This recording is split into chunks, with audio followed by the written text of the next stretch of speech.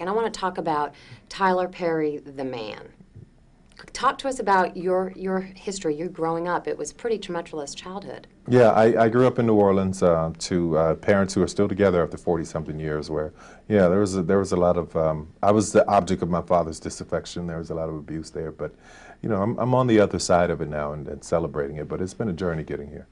You give that message of hope, and you talk so much in the movie about forgiveness and learning how to move on. Yeah. Where was that point in your life when you said, you know what, I got to get rid of all this junk because it's holding me down? Yeah, when I said that I was celebrating the abuse, is what I mean is I found out in life that everything that happens to you can work for your good if you let it, no matter how bad, no matter how traumatic. You know, for me, my turnaround came when I forgave my father for everything that he did, and I realized after doing that everything that had happened had brought me to this position where I am now, and has allowed me to be able to write these stories and develop these characters, because had I not been through those situations, I wouldn't have the experience to be able to do that. What can you tell other people? Not everybody can afford therapy, Yeah. can go out and say, you know what, I've just got it within myself. Yeah. We all have it. Right. But how do you get that person on the street, or that person who feels like these are the four walls that I am just stuck in? How do you get them out? The thing about it is, that's why I think my shows, all the plays that I've done and the movies have been so successful, is because a lot of people can't afford therapy. I never went to therapy, but what my characters and everything, they speak to, they give advice in situations on trying to put a mirror in front of people to say, is this me? It provokes thought. It makes people want to it offers change or the possibility of hope. And I think that what's important for people who are really, really going through and don't know how, it's just one step. For me, it was faith. It's a lot of prayer. I totally believe in God.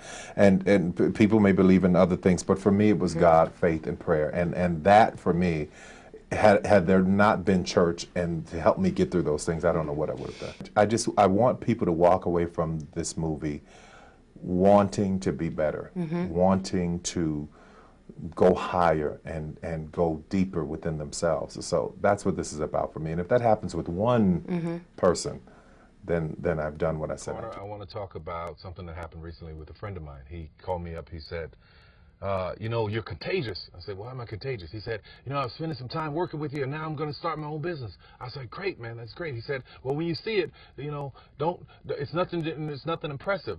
And I was explaining to him, never despise small beginnings. The Bible says that never despise small beginnings. There are things that can happen out of the smallest little start that can change the world. He was telling me how frustrated he was because nobody notices him, or nobody sees him, or nobody will give him a break. And I explained to him about, in my own life, how sometimes people are out trying, they're pushing, they're getting cars, they're trying to be seen, they're doing all of this stuff. Sometimes God will hide you. And let me tell you how I know that. In my own life, I was under the radar for a very, very long time. And for the most part, I still am. Believe it or not, I really am. I was kept from a lot of things, kept from being exposed to a lot of business ideas and business situations and business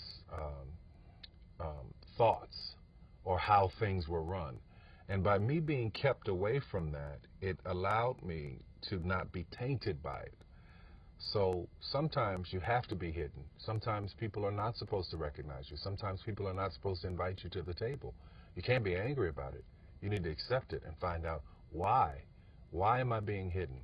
Because I tell you now, had I went the route that I wanted to go, what would have happened is I would have ended up in Hollywood and did the deals that everybody else had done, and there would be nothing different, nothing spectacular about the blessings that I've received. It would just be an average story.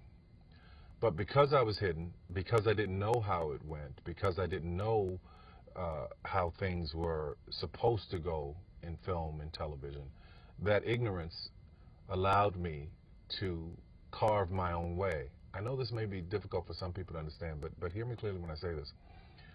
Because I was hidden, because nobody knew what was going on with the success that I was having on the plays. It was all underground. When I got there, I was able to make deals that were unprecedented. They didn't think there was anything to it because they didn't know who I was. Completely underestimated. The great thing about being hidden is that you can be underestimated.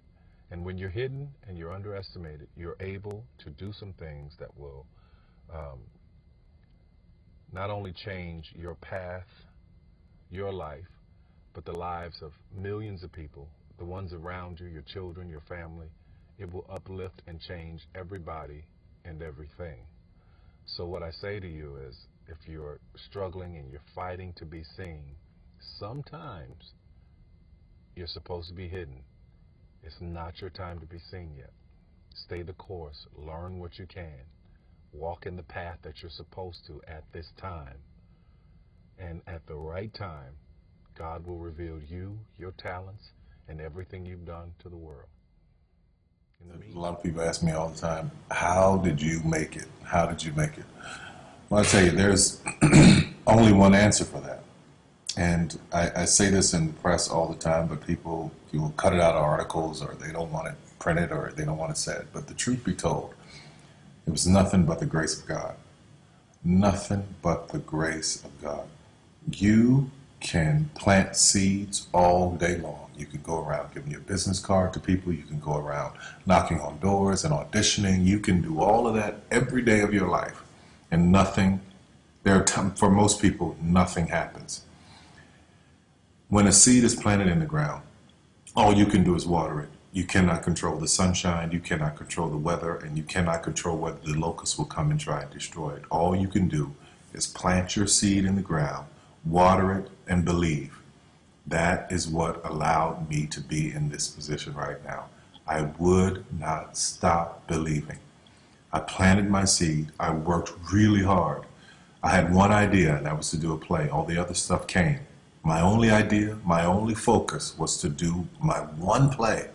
And I knew if I could get that to work, everything else would come to pass. There's so many people who go in so many directions. This week they're doing this, and next week they're doing that, and next week they're doing this, and next week they're going to be in real estate, and the next week they're going to open a salon. And those kind of people are all over the place, and I usually try to get them to focus. Focus on one thing, one area. Put all of your energy into watering one area. If you spread the water across many, many seeds, you don't have as much water for one seed. So focus on one thing. Make it your priority and stick with it no matter what. No matter how many people told me no, no matter how many people lied to me, no matter how many times I put the show up and nobody came. I remember when I did my very first show, I worked my butt off and saved $12,000 tax returns from H&R Block money. I saved it, worked hard, saved it myself, rented the 14th Street Playhouse, put that show up, thought that 1,200 people would come over a weekend, and 30 showed up, and I knew every one of them. But I didn't stop. That didn't deter me. That was in 1992. 93. Same thing happened. 94, 95, 96, 97, up until 1998. Same devastation, nobody showing up in the audience. I was doing one show a year, working with different promoters, trying to get the show up, and nobody showed up. But I didn't stop. And what I say to you now, looking at me now, here, I am a human being.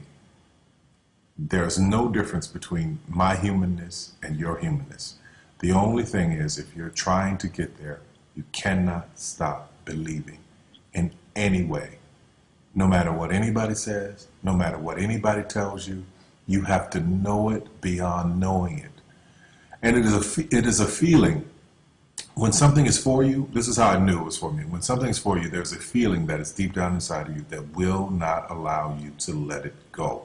It will keep you going when you can't even keep yourself going.